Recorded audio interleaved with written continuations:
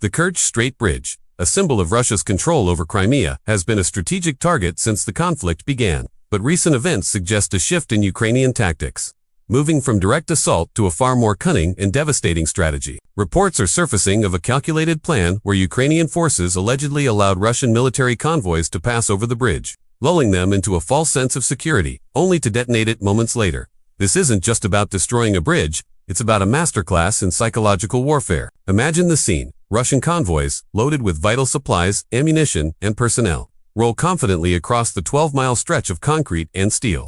For them, it's a routine transit, a lifeline connecting mainland Russia to the annexed peninsula. They cross safely, and a sense of normalcy returns. The bridge has stood against previous attacks, maybe it's invincible after all.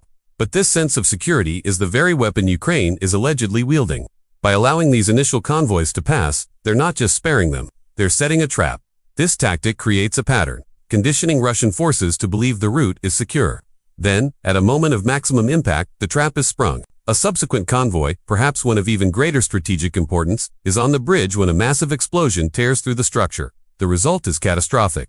Not only is a key supply route severed, but the material and human losses are immense. The psychological shockwave is just as powerful. The sense of safety is shattered, replaced by paranoia and uncertainty. Every bridge, every road, every routine movement becomes a source of potential danger. This strategy, if confirmed, highlights an incredible level of patience and intelligence gathering by Ukrainian forces. It requires knowing the convoy schedules, understanding their patterns, and choosing the precise moment to strike for maximum effect. It's a departure from simply trying to damage the infrastructure. It's about turning Russia's own logistics into a weapon against them. This method demonstrates a deep understanding of the enemy's mindset, exploiting their routines and confidence. The implications of this are enormous. Logistically, Russia's ability to resupply its forces in southern Ukraine is severely hampered. Militarily, it forces a complete revaluation of their security protocols. No longer can they assume any route is safe. Every transit will require more reconnaissance, more security, slowing down operations and straining their resources. The message from Ukraine is clear. We are not just fighting with brute force. We are fighting with intelligence, patience, and a willingness to play the long game.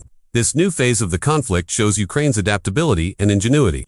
They are constantly evolving their strategies to counter a larger adversary. By turning a symbol of Russian power into a symbol of its vulnerability, Ukraine has scored a major victory, not just on the battlefield, but in the crucial battle of wits and morale. As we continue to follow this story, it's a stark reminder that in modern warfare, the most effective weapon isn't always the biggest bomb, but the sharpest mind.